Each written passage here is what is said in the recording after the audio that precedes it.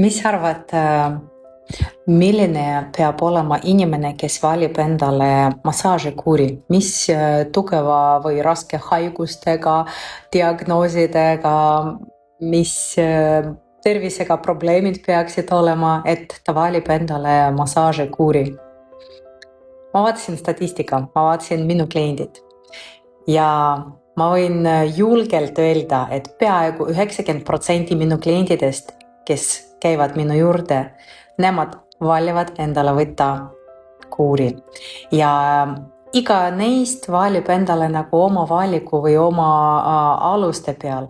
Keegi võtab kuuri, et need on fikseeritud periood ja selle perioodi jooksul me liigume valitud suunas, et mis teema meil on valitud ja millega me teeme tööd.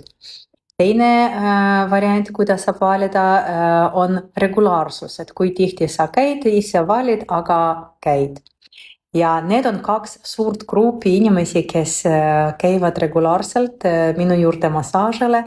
Ja on olemas ka kolmas punkt, kolmas grupp, kes tulevad. Ja tavaliselt enamus neist on need inimesed, kellele oli kingitud kinkekaart.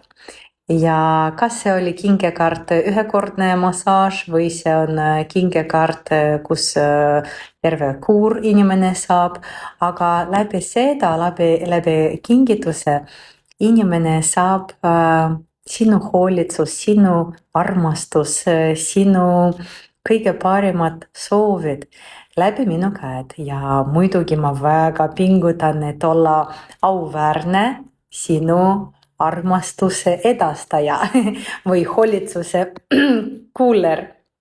Ja niimoodi me teeme koostöö, et need inimesed, kes tulevad, nad tavaliselt jäävad minu juures ja nad käivad mitte sellepärast, et neil on probleem.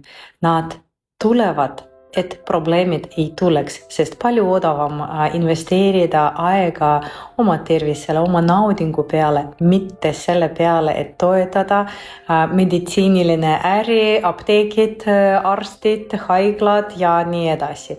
Et palju odavam hoolitseda enda eest, anda endale aega läbi naudingu, tegeleda sellega, mis sul hinges on või mis sul on kehas on.